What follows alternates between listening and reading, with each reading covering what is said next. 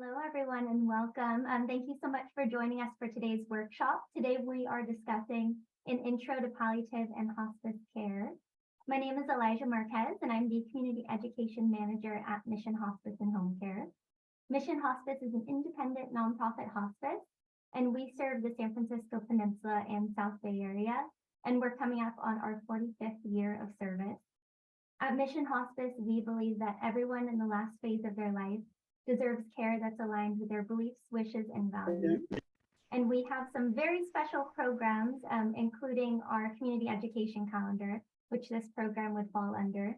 We also offer transitions, palliative, and hospice care. And this is for all members of our community, regardless of insurance or ability to pay. And you can visit missionhospice.org if you want to learn a little bit more about us. And our presenters today will also be talking a bit about Mission Hospice. And I'll throw that link in the chat after I'm done talking.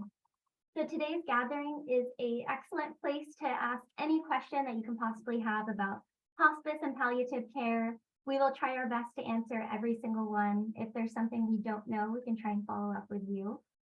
So please feel free to put questions in the chat throughout the program. We'll also have a designated question and answer, a pretty big one at the end for anything you could possibly think of. And since today's program is recorded, if you have any questions you might not be comfortable asking out loud, you're welcome to send those to me in a private message, and I'll read them aloud for the group as well. And then also, if you just don't want to talk out loud, you can throw any questions in the chat and I'm happy to read those. And it's my pleasure to introduce today's facilitators before we get started and fellow Mission Hospice team members. So we have our Chief Care Integration Officer, Anthony, if you can give us a wave. Next up, we have our Director of Palliative Care, Bethany. And last but not least, we have our Medical Social Worker, Tess. And Tess, if you want to give us a wave, there you are. Perfect. So we are going to get started with a poll, and then I'll pass it over to our facilitators. And with the poll, it should pop up on your screen in just a moment. Let me get that launched, and then I will share the results with everyone. So it should have just popped up on your screen, and the question is, I understand what hospice provides.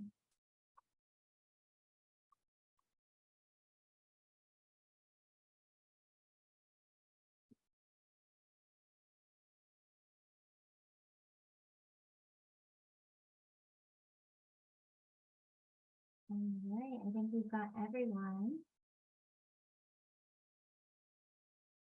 So the results should be up on everyone's screen. We've got a pretty good spread of agree completely, agree partially, and unsure, 2 for each. So I think this will be an excellent opportunity for those who already agree completely. If you've got any outstanding questions, or if you want to share any of your own experiences and ask the group to reflect on those, this is the space for it. And if you're unsure, then this is also the perfect space to ask questions. Thank you so much for answering the poll, and I will pass it over to Bethany then to launch the presentation. Okay. So here we are today to talk a little bit about palliative care and hospice, what the services offer, and especially the differences between the two. So this is a really great visual that we like to use at Mission Hospice to explain how hospice and palliative care work together and at what point they overlap. And so as you can see, most of the medical treatment that we're familiar with is curative care. And that means that you have a condition that is reversible, or you have a chronic condition, but that you are seeking aggressive treatment with your specialists and your primary care team to either reverse the development of the disease or cure it completely, like antibiotics or chemotherapy. And so palliative care can actually be used alongside any curative treatment, or can be started at any point in your care pathway. What it focuses on is in increasing a person's quality of life so that they can re-engage in what's important to them. And a good message to send home with all of you, especially with those who are not familiar with palliative care, and all hospice care is considered palliative in the sense that we are focused on quality of life and comfort. But not all palliative care is hospice care. So a lot of people think that the words mean the same things, but really palliative care is a type of medicine that focuses on increasing people's ability to engage in what's important in their life and do that comfortably while they have curative therapies on board as well. Any questions about palliative care and hospice? We're going to go deeper into the specifics in a minute. Here's a great table, and it really shows the main differences between when palliative care is initiated and what those service looks like when compared to hospice. So palliative care services, like I mentioned before, they can begin at any stage of an illness or any prognosis. But hospice, the Medicare hospice benefit, is reserved for patients who are in the last 6 months of their life. And on palliative care, you can have it as part of your care team while you're seeking treatments, while you're seeing specialty services. It doesn't limit your healthcare options at all. But when someone enrolls in hospice, hospice is really reserved for patients who are ready to stop those aggressive treatments and ready to stop seeing or engaging in certain types of specialty care. So it's important to understand what would be included in the hospice benefit and what wouldn't be. But the key here is palliative care doesn't interrupt anything you're currently engaged in with your healthcare teams. For palliative care, many programs are different in the way that they bill, and our payment mechanisms depend on the type of insurance a person has when they're engaging in treatment and palliative care services. The hospice program is a much wider benefit, and it is provided by Medicare Part A 100% and nearly all other private insurance companies. Our program at Mission Hospice is committed to serve patients even if they do not have the ability to pay, and that is true for both the palliative care and the hospice programming. Now, when the prevalence of these different programs is quite different. Palliative care is a new and emerging field. And a lot of the programs are very different in the way that they operate. And but mostly it started in hospital settings. And so you'll probably have the most frequent contact with a palliative care team as arranged by hospital care teams when they bring them in for consultations. But community-based palliative care is emerging and developing, and we'll talk a little bit more about what it can offer patients while they're still in their homes and the benefits it can bring. Now, hospice is widely available, but mostly underutilized. And a lot of patients wait till the very end to receive this beautiful benefit in their home.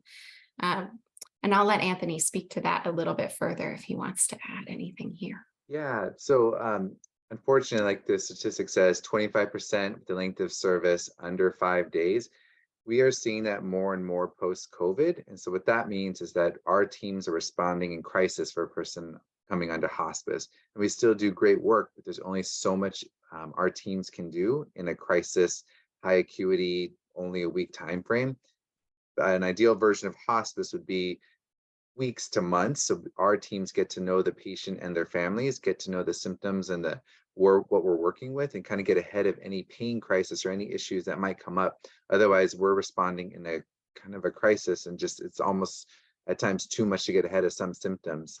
We can still do a lot within a week, but ideally we get to know the patients. We have a longer stay with them, but it's just, especially post-COVID, we're just not seeing that as much. So it's great to start the conversation sooner about the possibility of hospice down the road. Even if it's something you're not sure of, we can start figuring out goals of care and seeing if we can fit or help, because it's just way better service if we start a little sooner within the 6 months or less prognosis.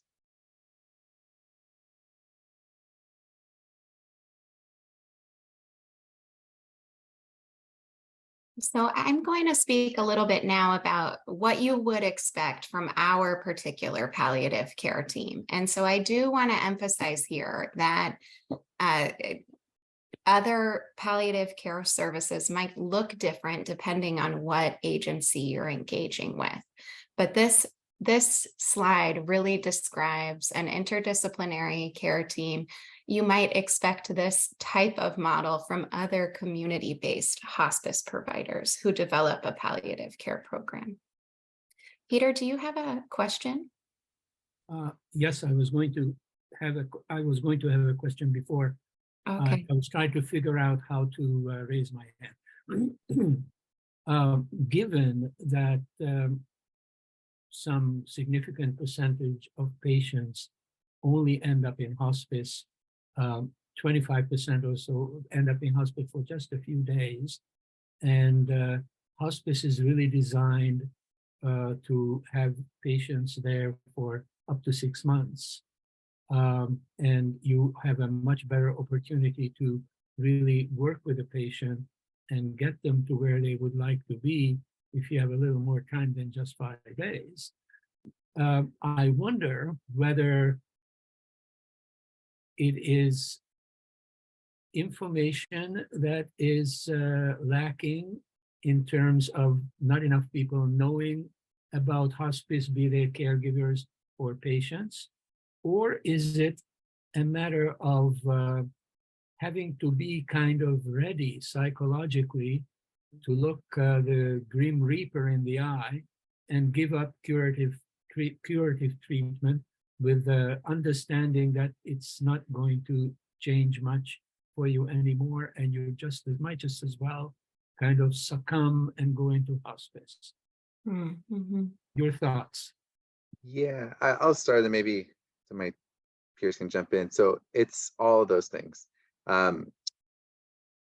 So that's why we have an outreach department, a community engagement education department, to try and get into the community and educate people on the benefits of hospice.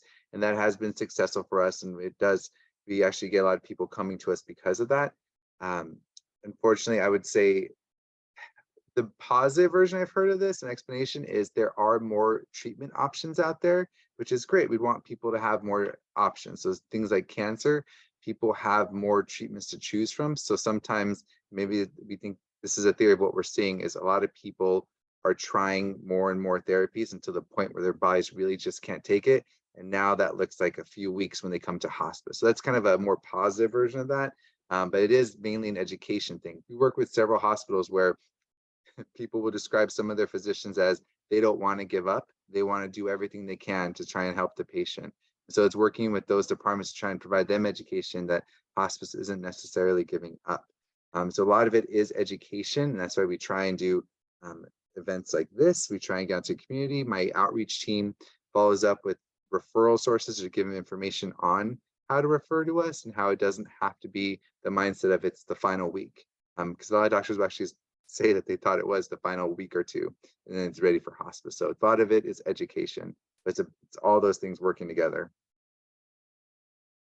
Okay. And one of the main things that we do on palliative care in our other pre-hospice program at Mission Hospice is continue to help patients reflect on their goals of care and what's most important to them, and help them understand what treatment options are in front of them, and also how those treatment options might impact their current quality of life. And so that they can have an opportunity to make an educated decision about the different care models that are available to support them in the home, like hospice, so that when their medical decline and their goals of care align, we can recommend moving to hospice a little earlier than they might have done it on their own. But only when they're emotionally ready. Like you said, Peter, it's hard to take that step to limit your treatment options. And so that's one of the good things about our palliative care program is we're able to engage with people when they're still pursuing those treatments and figuring out what is available to them so that we can walk alongside them as they make the next set of decisions. And so on palliative care, we serve patients wherever they're living, in their home or assisted living facilities. And what we provide to them is in-home visits with a palliative care physician or a nurse practitioner, nursing consultation by phone, so they have access to our after-hours triage line, and in between visits with our nurse practitioner, they can call in for medical advice and support via phone and telehealth. We have medical social workers as part of every care team, and spiritual counselors and volunteers as requested. Each team member meets to collaborate on the patient's goals and decisions and help empower them to make informed decisions in the next stages of their healthcare. Did you have another question, Peter, or I saw your hand? I was toggling it on and off. I was trying to turn it off. Okay. Sorry. Anyone else in the room, if you have a question, I'm staring at the screen. So if your camera's on, you can wave me down. You can throw your name in the chat and I'll call on you as well. Okay, great. Oops. Did I go too far, Elijah? Yeah. Okay.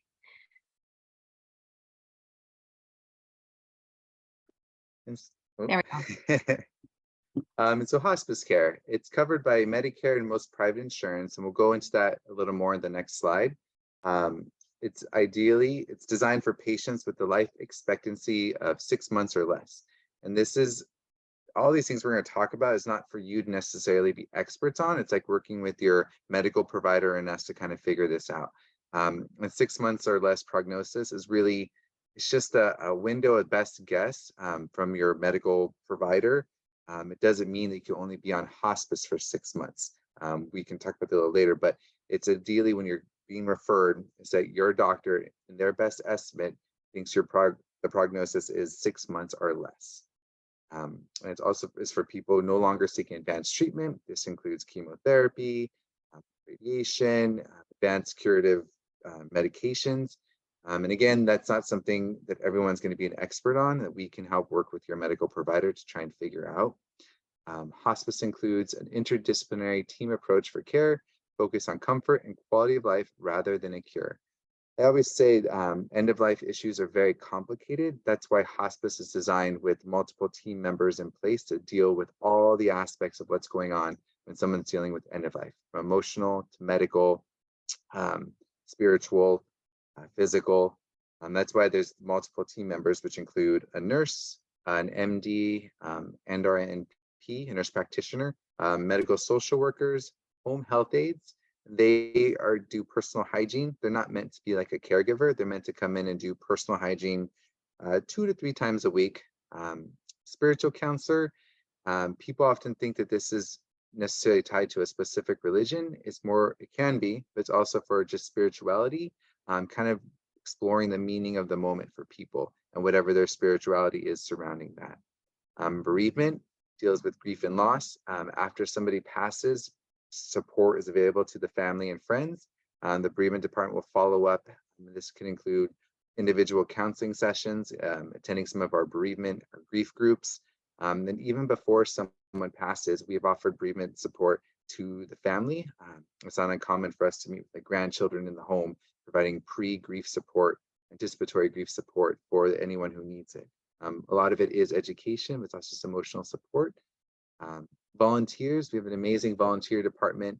If somebody chooses to have a volunteer, they do a bunch of different things beyond just socialization and being with somebody. They have music therapy, we have massage therapy, we have pet therapy that can come in. So they kind of tailor what their service to what you need. Sometimes it can be a version of just like respite for a family. Say that a volunteer can be with the patient while the loved one goes out and does errands or takes some time just to relax or take a nap. They can be there and we can kind of organize that for them. Next slide. And so insurance and paying for care. Hospice is covered by Medicare, Medicaid, Medi-Cal, and most private insurance plan. This usually isn't a problem. From their perspective, it costs them less money to serve a patient on hospice than a patient going back and forth to the hospital. And for the families, it's better because you're not going back and forth to the hospital, you're choosing to have support at home. So if there's ever a cost for from insurance, to say it's mostly from private insurances, any kind of share of costs, we will know before any hospice is started because we do an insurance check prior to anyone signing a consent. So we check with billing, make sure that there's no extra share of costs that from insurance. And if there is, we let you know, and then you decide if you want to move forward before any hospice admission starts. Many hospice programs support terminal patients regardless of their ability to pay. That includes mission. We don't turn away anyone say they don't have insurance. We've served many people without insurance. There is no deductible for Medicare, Medi-Cal, Medicaid. If you're receiving hospice via private insurance, you may have a deductible.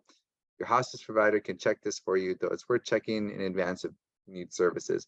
The only times I've really seen, I've seen more a share of costs, and that often happens after the new year, and some patients might not realize that they have a share of costs. But again, we do an insurance check prior, and we kind of see where it's at. And even if you have a share of costs, we would work with you, and we wouldn't turn away care if you couldn't afford a share of costs. We work with you. And hospice is a service for patients that already have paid for via contributions to Medicare. We've been paying, most people have been paying into Medicare insurances. This is just a benefit that's covered by it. Bethany, Next slide. we have a question from Peter. Oh, okay, yeah. I have another question. Yeah. I know that, well, as you stated, hospice is basically designed for people who have a life expectancy of about 6 months or so. But I know also that people can kind of graduate from hospice. They can survive the 6 months and feel better even without a curative care, and then get out of hospice. And I also believe you can also get back into hospice if your condition indicates that it's appropriate. Is there a limit as to how many times you can get in and out of hospice? Technically, no. From a billing insurance side, they start to wonder, like, what are you doing? What mission? Why is this person coming off and on? Which is why I'm asking the question. Yeah, but for the family member, I wouldn't worry about it. That's on us. And so one way to think about it is we have to justify the need for hospice care pretty much every single day. All our documentation, everything we do is all to justify the need for the service. There's a lot more details I won't bore anyone with, but we have to have a meeting every 2 weeks to go over it, every benefit period, which I won't go into too much. A person in hospice has a benefit period in like insurance. From a Medicare perspective, they put you in a benefit period. Doesn't matter too much to the patient, doesn't really mean much, but for us, it means that we have to justify, in addition to daily, the need for the service. At the end of the benefit period, we also have to have the doctor involved to officially say, yes, let's do another benefit period. So we're constantly having to justify the need for the service, and it can definitely go beyond 6 months because disease doesn't necessarily mean somebody has to pass in 6 months. Something like a cancer, they can take longer. Say somebody gets good care on hospice, they can go 7 months, 8 months. As long as we have the documentation and we justify the need, that's not a problem. And then say somebody goes off, they say they get better and they want to go off hospice, and then maybe a month later they decide they want to come back, we would reassess at that point. And then if we agree that they were appropriate with their goals of care and medically, then we would bring them back on if everything worked out. It's not necessarily like a revolving door where someone can just go on and off, on and off, on and off. That's not good for either us or the patient. But it is possible, and definitely people can go over 6 months for sure. It does happen because nothing is ever a simple straight line. That's right.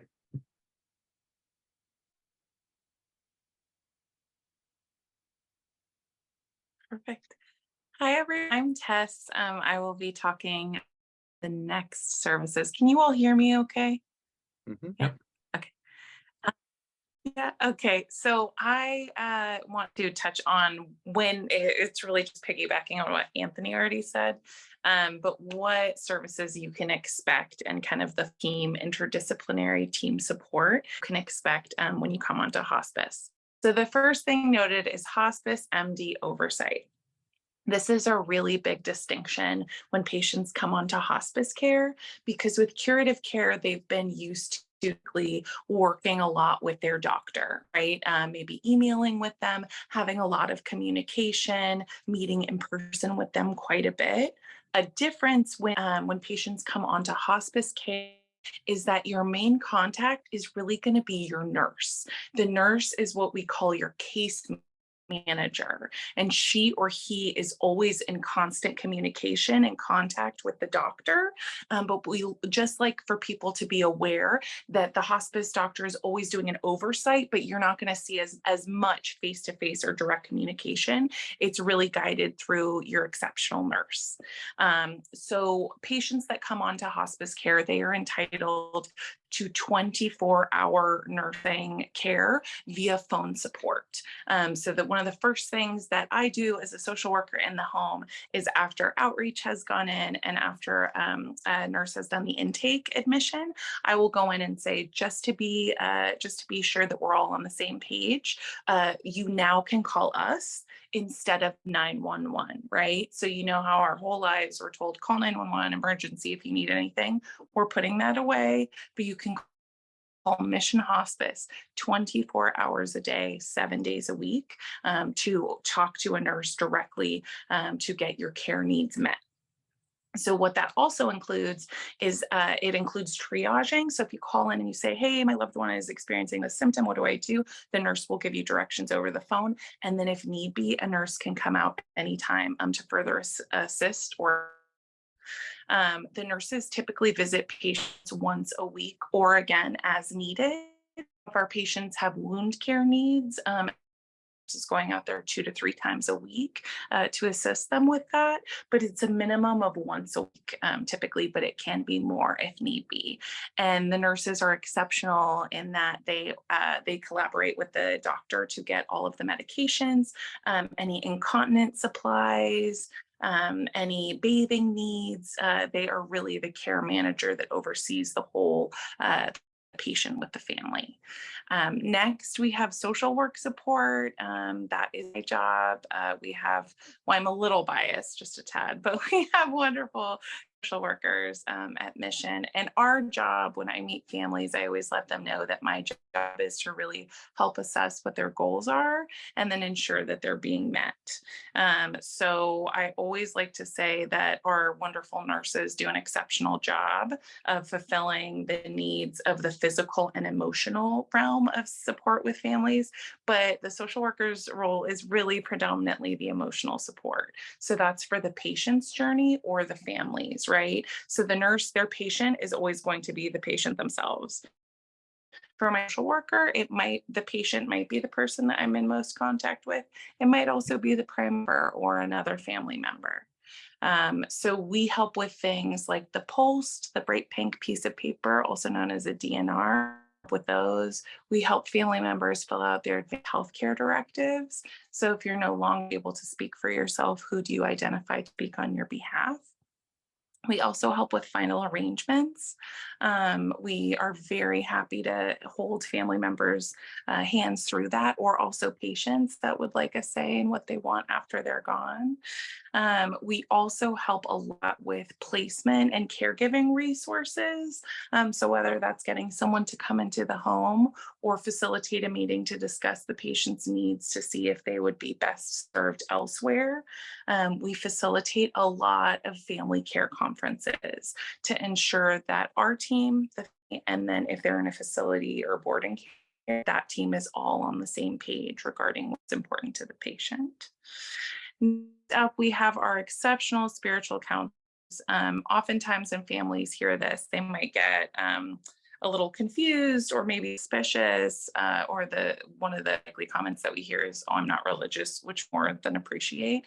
But our spiritual counselors really exceed the religious realm, and they are absolutely along with our emotional support that can be provided. Again, whether that's to the patient or the family. And though each of our spiritual counselors has a specific denomination that they follow, they don't proselytize that or whatnot. They're really there just to, again, as a team member, to ensure that the loved one's needs are being met. Anthony did a great job of explaining how our volunteers help. I am such a big advocate for our volunteers. My 78-year-old father is a volunteer for Mission, so I'm a really big supporter of them. There's just honestly nothing that we can't do, or what they can't do. Sorry, I'm bringing to that.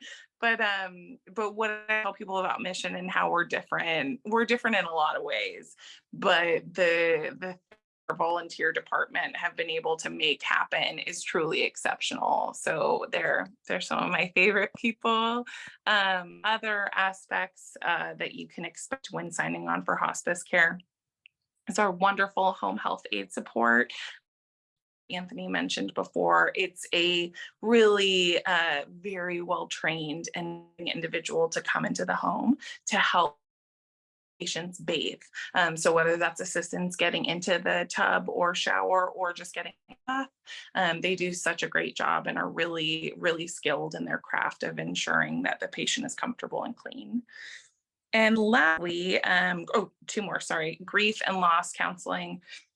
Excuse me, for patient and family. So our bereavement support is really exceptional. They are this department that, like Anthony said, can get involved prior, but their whole job is to really hold people throughout their grief and support them throughout the loss of their loved one. Yeah, Peter, do you have a question?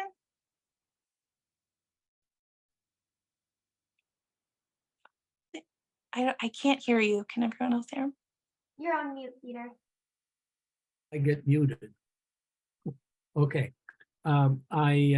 I have a question about a previous topic that you were covering when you were talking about social work and the appointment of your power of attorney to speak for yourself. But I can hold the question till you're done with what you want to say. Oh, no, that's okay. That's okay. Go ahead. Right. Okay, the question is, you do help with things like goals of care and appointing a power of attorney. How much active help do you anticipate and do provide to facilitate communication between the patient and what we here are beginning to call the end of life circle, to include anyone who might be showing up at the time when you're close to your deathbed, so that everyone is on the same page? That is such a great question, Peter. And I want to make sure I can answer it. I want to make sure I fully understand the question. Do you mean essentially, are we communicating with people in addition to those who don't only have DPOA status? Right. Yes. Okay. So that's a great question. And it's two-part. What we usually do when we have the first care conference or we're meeting the patients and the team, we require to know who is DPOA or who the patient would like to be that go-to person, because then it is much easier for our team to communicate directly their needs and ensure that communication is swift, right?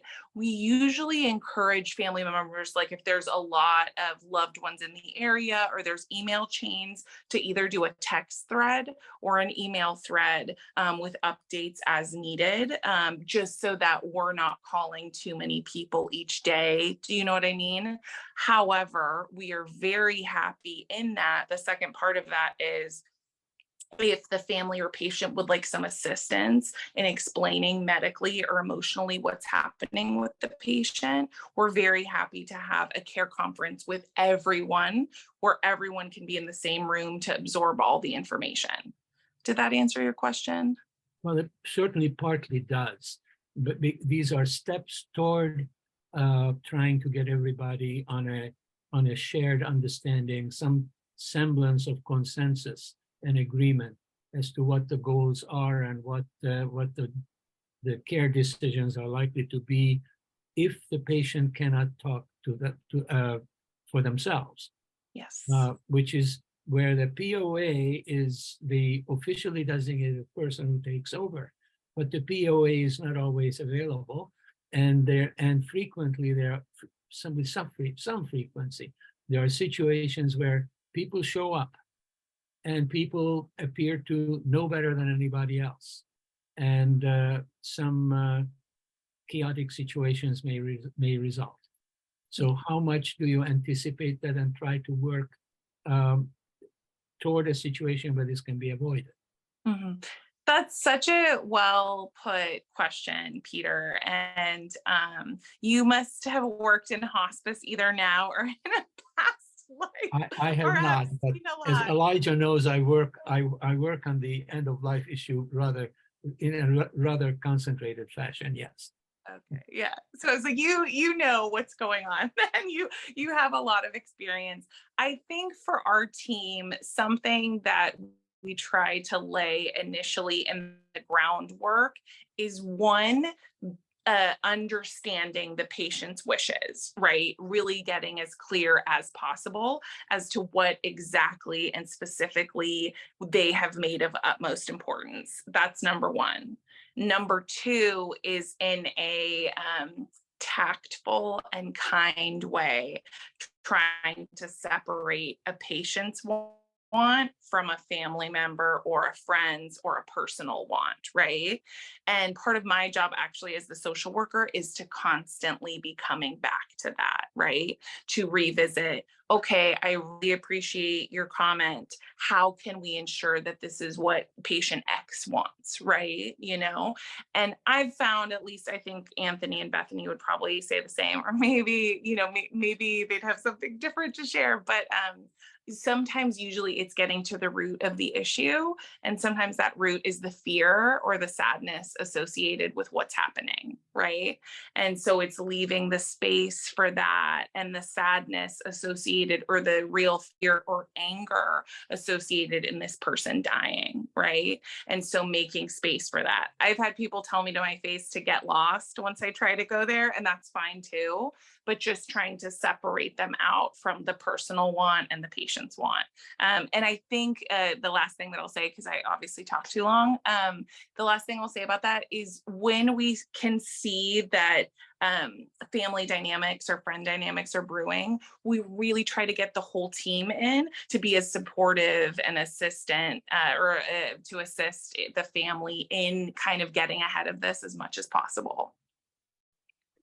Yeah, and I just want to Good. add, in addition, so say there is some complicated family dynamics, the family's not getting along, or there's conflict. We're very HIPAA compliant, so we'll only talk to the family members or friends who have been identified as that we can talk to. So when somebody calls our number and they want to talk to a nurse, we will generally only talk to somebody that's in the chart.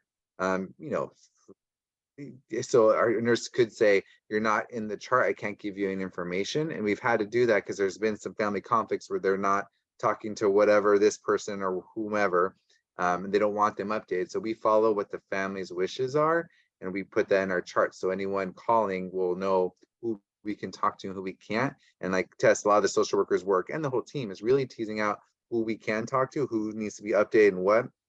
Communication is a very big thing, and we know it evolves. And so we adapt as it evolves in the family, as the situation progresses, and maybe the family lets that person into the mix or not. So we definitely work with what's in front of us, but it is complicated, and it happens quite often. A lot of emotions come up at the end of life, and a lot of issues come up as well. But we try and, as much as we can, get ahead of that. And oftentimes it starts with just following what the hospital was following, like who they were talking to when they referred, and that's a very clean way. Like we know that those people are generally the ones we should be talking to, and then we kind of go from there. But we don't just talk to everyone. We're guided by the patient and the DPOA, or whoever's the kind of the primary caregiver. Thank you. jump in at that.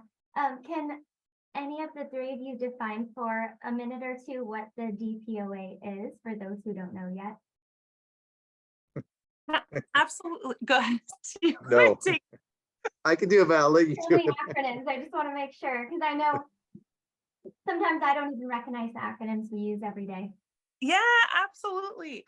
So what we're talking about for hospice purposes is, I wish I had it in front of me. I should have brought my prop, but when a patient comes onto hospice services, it says Advanced Healthcare Directive for the state of California, right? So when I meet with a family, I will say, hi, have you designated a power of attorney for your healthcare decisions? So there's a separate power of attorney for financial decisions. And so sometimes people choose the same person, sometimes it's someone different. All we need to know for hospice is who you want for healthcare, who you designate to speak for you should you be unable to speak for yourself.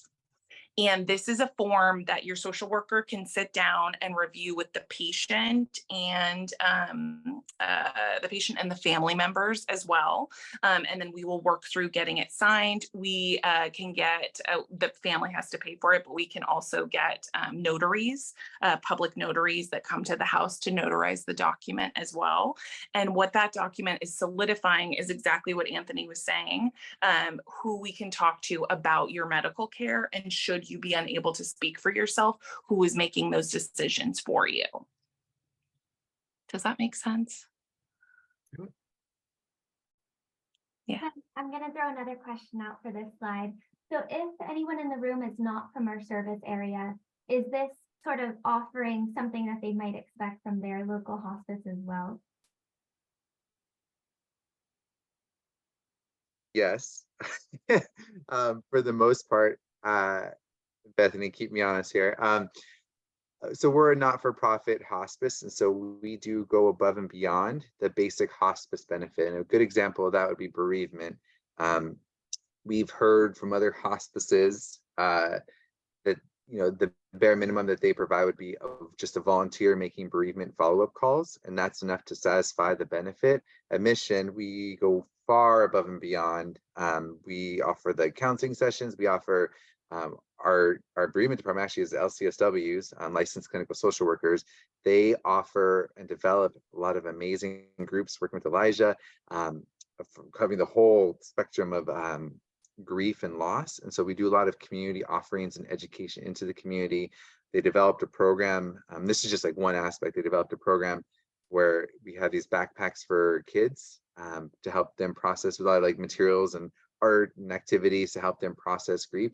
And all this is not something we had to do. We could definitely not do it. It costs us money to do it in some ways, but we choose to do it because that to us is serving the community, which is a very founding principle of not-for-profit hospices like us. So you will see at a bare minimum these things in other hospices because this is what you have to do, having bereavement support available, but how much is delivered is different, and we offer a lot, including even just something like hospice MD oversight. If a family really wants to see our provider connect with them, the nurse can coordinate that. And other hospices, I think, is like one, we've heard from our house, like one hospice provider for 150 patients, whereas we have several. So we try and just offer more, see where we can kind of increase our services just to provide more. We actually have a handout. I don't know if it's on our website or it's a care goes above and beyond, or we can attach it to whoever signed up for this, but it highlights the mission difference and how we go above and beyond the basic Medicare benefit, which is a very common thing for not-for-profit community-based hospices like us. Did I say it all right, Bethany? Yeah, you got it. I just really simply, this slide, it shows what is required of Medicare by their hospices that are enrolled for reimbursement. So they have, like Anthony said, they have to provide all of these services, but to a lesser extent than probably a not-for-profit would. And he did a great job of explaining that. And then hospices are not required to have a palliative care program or a transitional care program, which we have provided, despite the fact that we can't funded fully by insurance reimbursements. And in my follow-up email, I will attach that care that goes above and beyond document. If you're in our service area, you could see what Mission Hospice provides that's well beyond what insurance covers. And if you're not in our service area, or you're working with family members to kind of find a good fit for them and they live elsewhere, you can kind of use it as like a bar, and you could pick and choose what are non-negotiables for you, and then kind of find a hospice that best matches your own needs in your area, or support a family member in their decision. So I think it's just nice to know what is provided, and what do you personally find to be the most powerful and required for your own self. Last thing I want to say about this slide before we move on, Bethany can talk about the other programs. So hospice benefit is adaptive to the situation. So there are 4 levels of care in hospice, and this slide kind of touches on it. It's the routine home care. There's something called generalized inpatient. It's called GIP, which is the short-term inpatient care. That's essentially, if we can't manage the symptoms in the home, we can potentially, if the doctor orders it, do hospice in a hospital setting. And that is called GIP, generalized inpatient. But again, that's adaptive. So if the symptoms beyond us, we can't control in the home, that's when we would consider sending someone to hospital for that service, or they maybe start in a hospital with some uncontrolled symptom. And it's a temporary higher level of hospice care. The other version of that would be continuous care. So say in the home, we can manage the symptom, we will increase our services to have a clinician there until the symptom is resolved. And again, it's just it just shows how adaptive hospice is. So when a symptom gets out of control, we can raise the level of service to meet the need. There's also short-term respite care that's a benefit. It's 5 days per benefit period, I believe, in a skilled nursing facility. So a patient can go to a skilled nursing facility for up to 5 days to give the family kind of a respite, kind of a break, or maybe sometimes they're traveling and that's when they use this. The problem with this is Tess knows more than I do because she's in the field. It's harder and harder to get a skilled nursing facility to agree. It's up to them if they accept. We can't force a skilled nursing facility to accept anyone on respite care. It can happen, but it's just not. The more advanced on us we have, the more success we would have. That's it for this time. We could probably move on. Yeah. Me next. Thanks, Anthony. Yeah, I think this This was you. Yeah, this one's you on the one after. Thank you. Sorry, everyone. It's been a long day. It's a Monday. You know how it goes. So Medicare will cover all of the hospice care a patient receives for their terminal illness. So this includes equipment, wheelchairs, walkers, hospital beds, shower chairs, oxygen, etc. So again, it's kind of following this mantra that medical care, or a little version of the hospital, is coming to you to benefit you and make you as comfortable as possible without having to leave your own home. Other items we provide are medical supplies such as bandages, catheters, incontinence supplies, lotions, bathing amenities, etc. Touching on what Anthony said as well, what's great about this is that we change with the patient. So it's not uncommon that a patient comes onto service not ready for a hospital bed or not interested, and that's totally okay. We just let you know what's available. And then over time, you might change your mind, or a loved one might change their mind and think, oh, I wasn't ready then, but I am now. And so we just let you know what's available, and when you're ready, we can order it.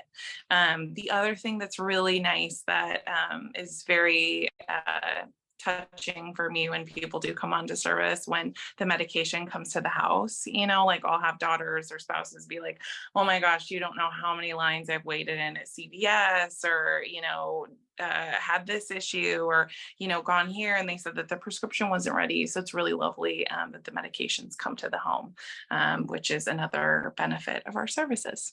Does anyone have any questions about any of that? I just want to say really quickly, Peter, before you jump back in, that these services are really unique to the hospice program, and our palliative care patients don't have the medical equipment and medical supplies and delivery of the medications to the home. So one of the team members listed on the other slide as well, the home health aide.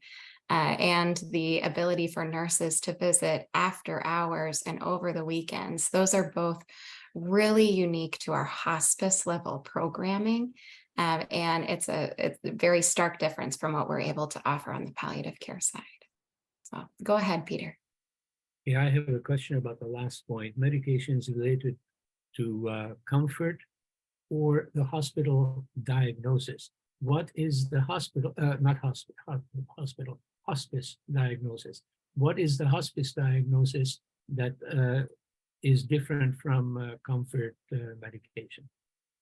So this would be any medications that are being used to help reduce the symptoms of the reason a person comes onto hospice. So for instance, someone comes on end-stage COPD, that's a breathing disorder, chronic obstructive pulmonary disorder. So we would cover all of their breathing medications like a nebulizer, and we might change some of their inhalers so that it works better for this stage of their life. So we cover the medications that help keep the patient comfortable, and then anything meant to treat or ease any of the other medical diagnoses that are related to their decline in health.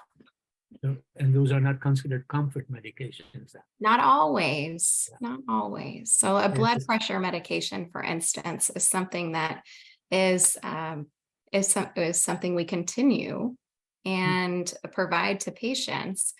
And would it be uncomfortable for them if we stopped it? Quite possibly. But Okay, is it considered a comfort medication? No. No. Okay. But it's still provided.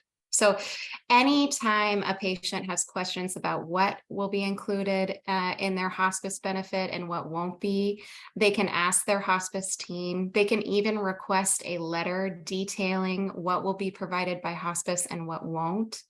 That we are flexible, like Anthony and Tess have so eloquently stated.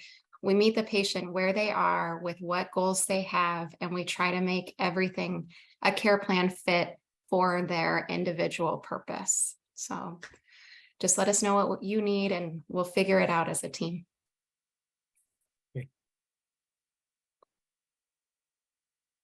We can go to the next slide. Thanks, Bethany. So now we are going to discuss services not included. So Medicare will not cover under the hospice benefit. Very sadly, caregivers. This is probably the number one question that I get as a social worker in the field.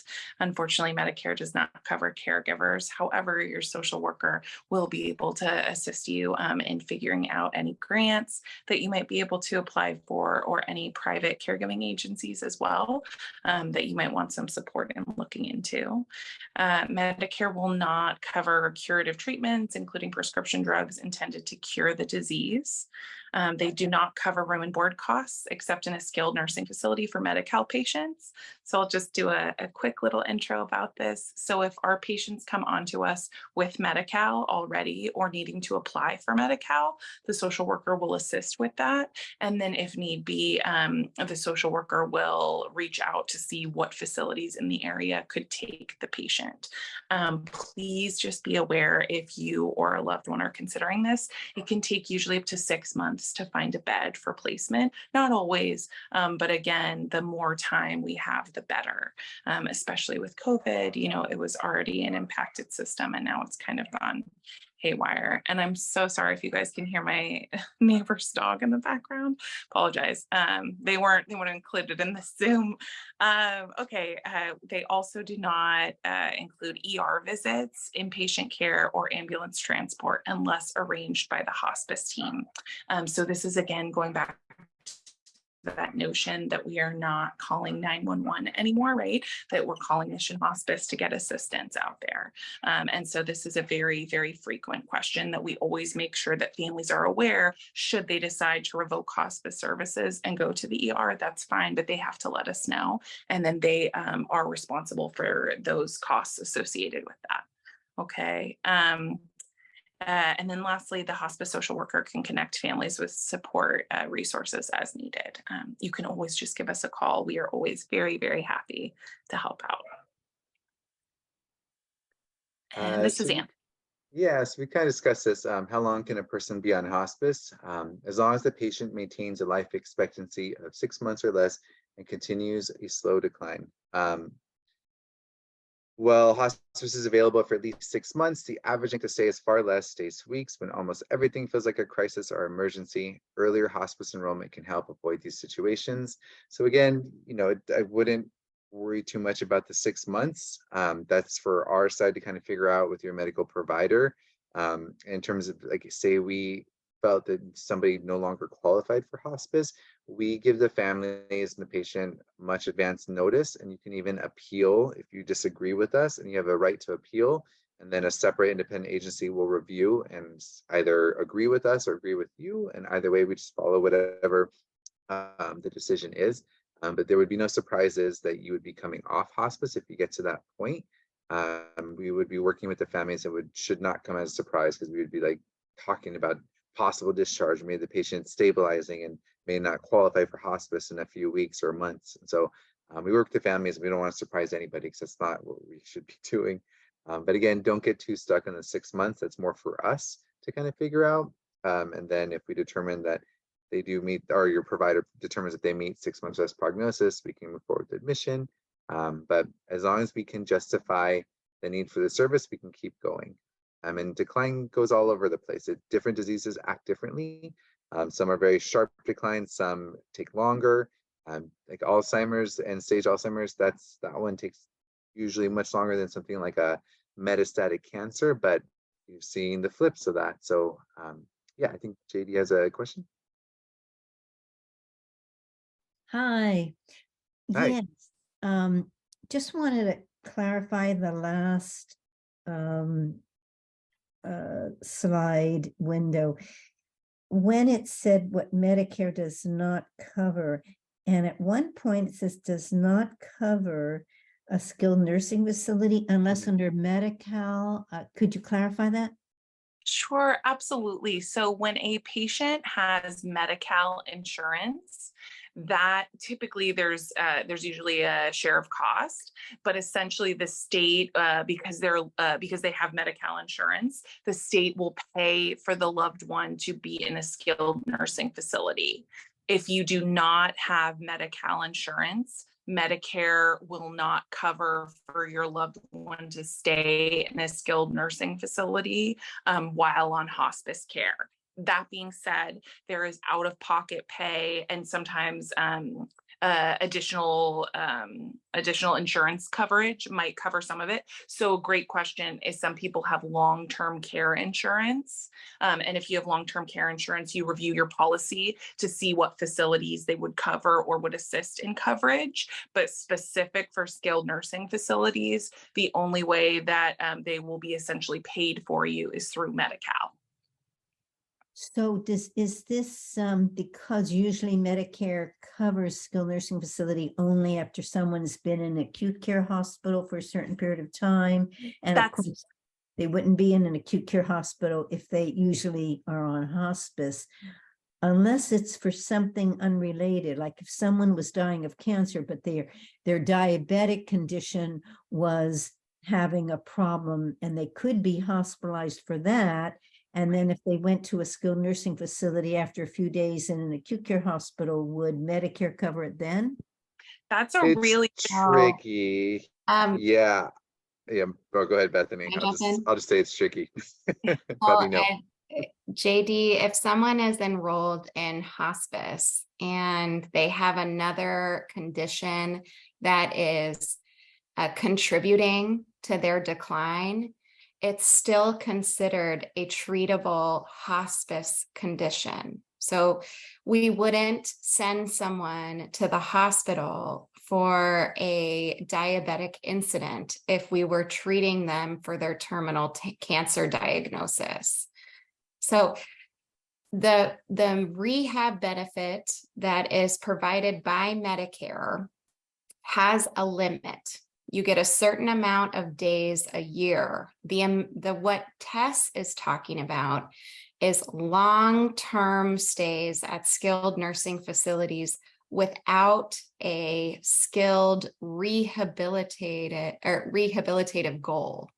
So you're not going there to get stronger. You're going there because no one at home can care for you. And so it's a different reason for going. And so Medicare gives everyone, I don't know how many days, I think it's 60 a year for rehab. And then, but hospice patients need that round the clock, someone to provide their round the clock needs if they cannot care for themselves. And so many of our Medi-Cal patients who don't have family to care for them at home or can go to a skilled nursing facility for their hospice care. All of our hospice patients have a 5-day respite benefit where they can go to a skilled nursing facility, and that is covered by hospice. So this gets a little confusing, but if you have a personal friend who's undergoing a difficulty finding caregivers, the next best step is to talk to our outreach nurses who can dive into the details about what is available for them and under which care pathways would they feel most supported. Does that make sense? Yes, and I just wonder with everything else, why don't patients get referred to hospice enough? And I had a situation with a family member, and I had asked about hospice early on, and he never got referred to hospice. Very sad case. They were just starting palliative care at the time, and I think anyway. The bottom line was, I'm wondering if this gets so confusing, especially with Medicare coverage. I'm wondering if that's the reason that they just, you'd think they would be getting better care under hospice, under Medicare, but you actually almost lose the ability to get into a skilled nursing facility after a reasonable acute hospitalization, for example, for a diabetic status, even though you're dying of cancer. Once you're admitted to hospice, is it because you're sort of limited then getting Medicare coverage for anything else? So is your question why we don't send people to the hospital for diabetic crisis while on hospice care? No, it's just like you could see how some people would not go into hospice because they would give up the skilled nursing, the option of going to a skilled nursing facility, right? Is that kind of what you're saying, JD? Yes, We had sort of, or are they giving up some Medicare coverage if it comes to that? Yeah. Yeah, we actually had a referral recently that they chose to go to a skilled nursing facility first and use that before coming onto hospice. And that's just the way, but it's usually that was more rare, to be honest. Usually they come onto hospice because you do get a lot more and you basically get medical care coming to you. But again, it's usually like, honestly, one of the most heartbreaking things is that caregivers and housing is not covered in the hospice benefits. Those are the two things as a social worker that it's just, we're limited what we can do. Caregivers are expensive. Boarding care, any facility is expensive.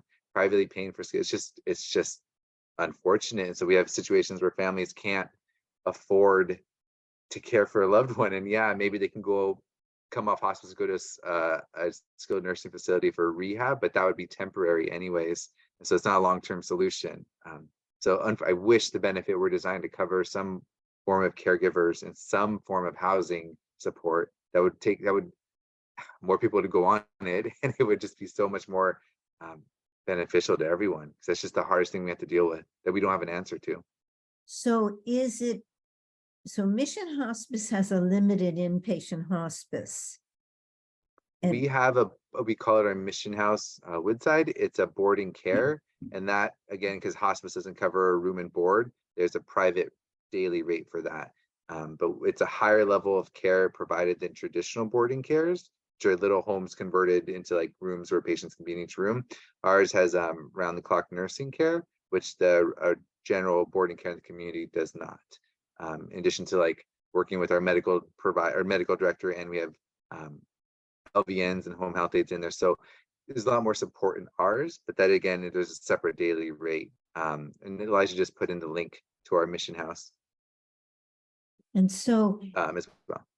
And so if someone is on hospice, there is no skilled nursing facilities that have hospice beds that are covered by Medicare under the hospice benefit?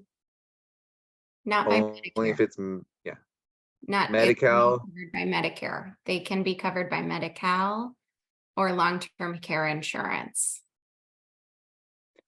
And that's up to the facility, similar to respite care. So a skilled nursing facility would have to agree to accept a Medi-Cal patient, and they don't always do for a variety of reasons. Thank you. Yeah. Yeah, I think we can Did we move past cover this. Okay. Yeah. So I think this is me, right, Anthony? Yeah. Yeah. So when to call hospice, and so this is our, a good indicator slide of when to call to get more information about for a friend or a loved one or yourself. If you're thinking that hospice might be beneficial after hearing everything that it can offer, and thank you, Tess and Anthony, for doing such a great job describing that. But you don't have to know all of the very specific details that we went into in this presentation. What you just need to know that there's been a shift, or you feel like something's changing and you need more support. So if goals of care change and you find yourself hearing or saying, I don't think I want this treatment anymore, or I can't go to the doctors anymore, it is too hard, or I've had enough, that's a good time to call hospice. If you're having new symptoms, either associated with your treatment or something's changing in your body and you're not even sure why, but there's more pain, there's more nausea, maybe you're battling constipation and diarrhea, or you're having trouble breathing, those are times to call for more support.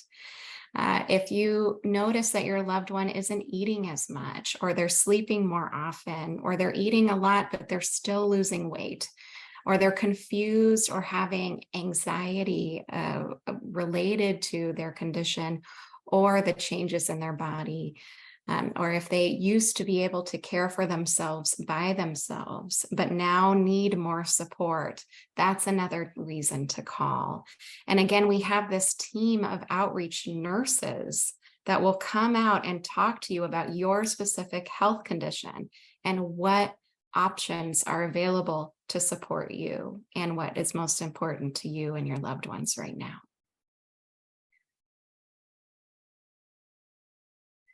So when you see those things start to shift, you just go ahead and call. There's no obligation to sign up. It's just an informational visit, but the nurses do come out and do an evaluation of your symptoms, provide the guidance on what might be causing those symptoms, maybe give you education on some particular disease trajectories. And also give you information about the different levels of service that we offer so that you can enroll in the one that best supports you and your family right now.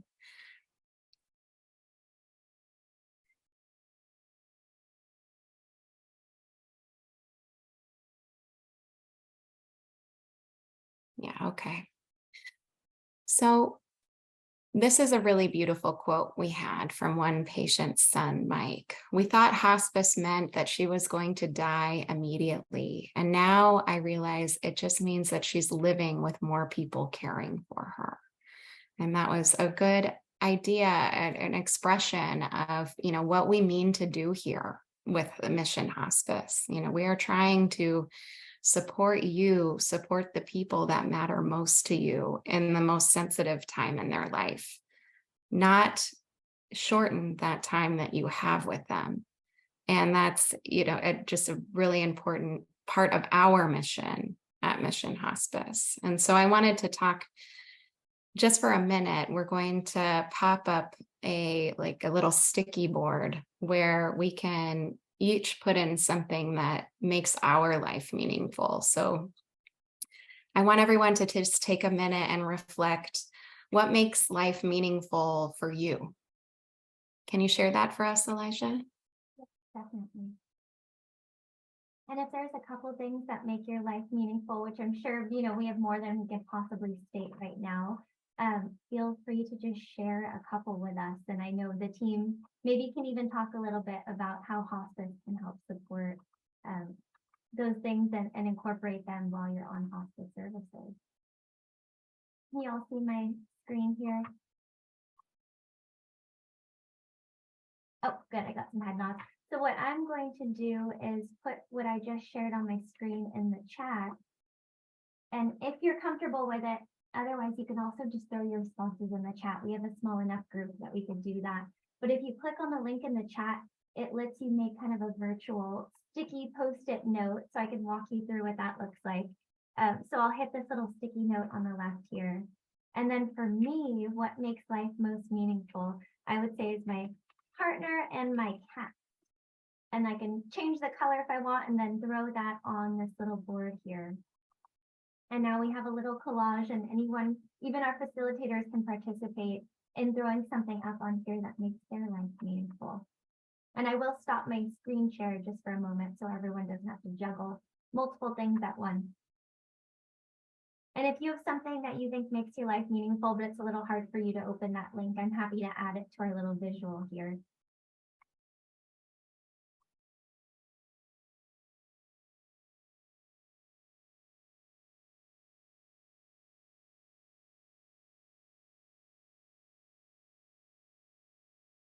Bethany, Anthony, and Tess, if you have anything you want to add as well. I don't know if you're already inputting one, but feel free to chime in.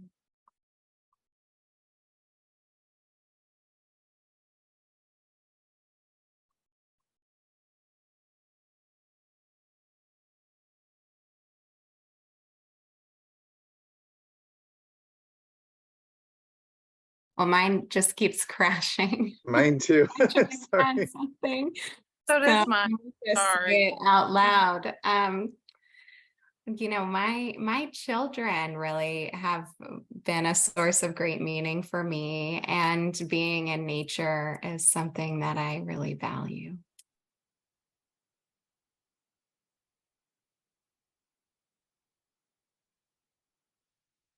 If anyone else wants to just come off mute for a second and vocalize their meaning, that's also good. Yeah, mine was similar to Elijah's. It was my husband and my puppy. I guess family and friends too, but the puppy.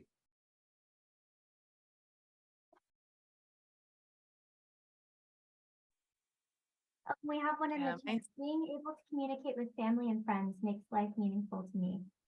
Yeah. Thank you, Tess. Absolutely. I would say laughter and friends and select family. Definitely for me.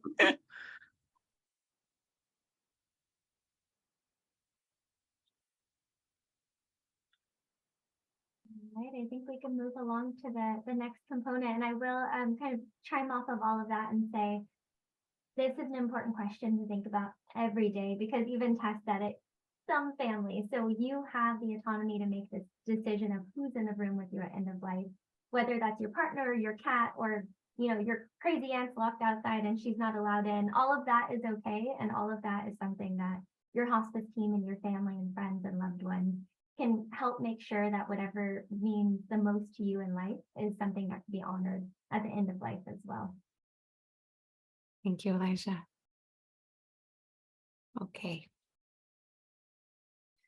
So just before we end here, I wanted to go over that, we spent a lot of time exploring the hospice benefit and a little bit of time exploring the palliative care benefit, but here is the rest of what we offer as a community-based nonprofit. And so Anthony did touch a little bit on our hospice house and what that looks like.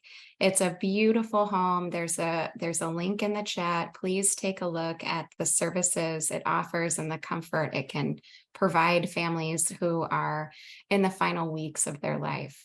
So it is a targeted sanctuary for those final days to weeks. We have a vast range of ways that we support grief and bereavement. And Alasia, could you also put a link to our bereavement page and offerings there? So you can take a look. If you or anyone you know have suffered a loss in recent, years to months, it's a good place in a community to be a part of, because we, in this work, all of us are really hit by the impact that grief can have on the everyday, and moving through it without support is a very big challenge. Our community education, you're experiencing it now. Thank you so much, Elijah and her team.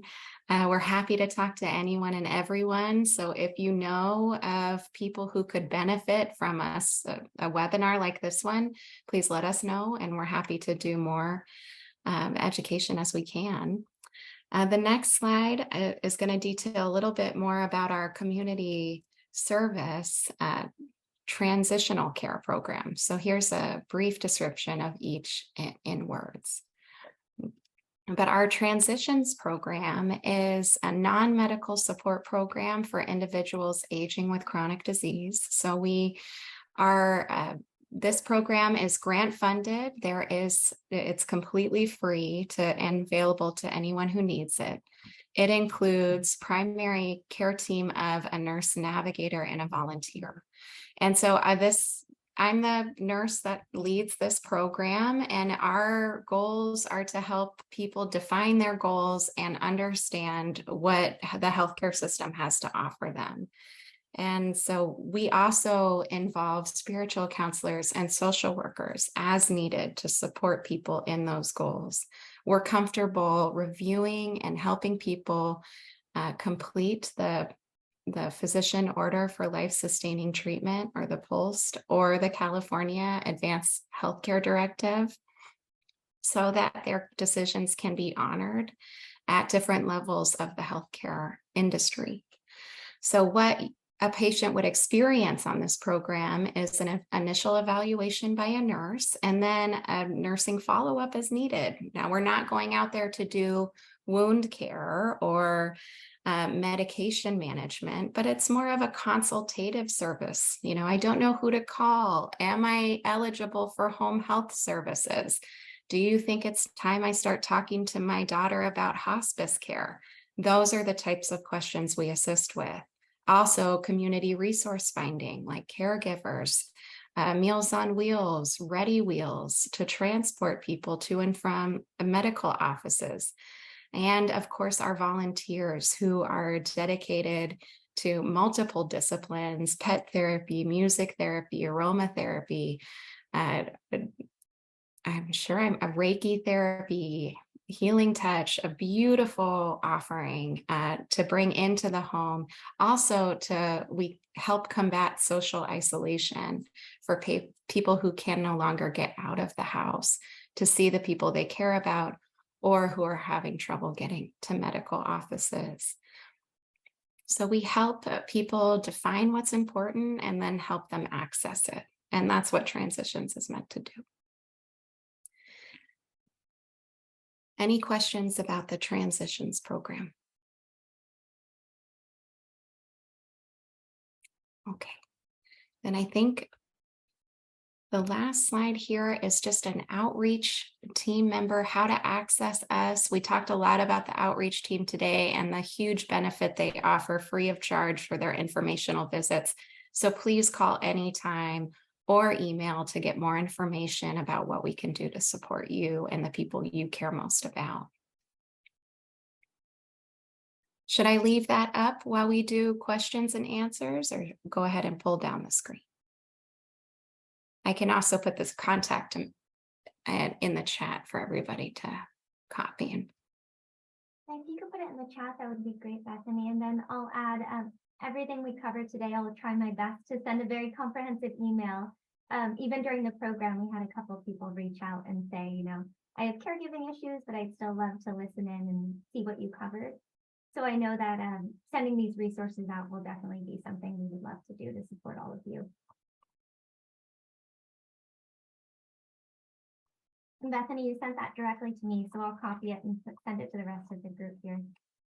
Oh, sorry about that, everybody. Here comes our main line. And then just to add while Bethany pastes that in, this program is recorded. So for all of those in the room and for all of those joining via recording, thank you so much for spending your time with us today. And if you have any questions, please reach out to the number that was just up on the screen. And we would be more than happy to talk with you one-on-one about anything that might be on your mind. And do I have any final notes from any of our 3 facilitators tonight? I know we're almost at time, but we got to kind of weave in the questions throughout, so I'm very glad for that. All right, it looks like we're all good. Thank you everyone for joining us, and we really look forward to being in community with you again if you're interested in coming to any of our programs or learning more about the other services that we're able to provide. And I hope you all have a wonderful evening.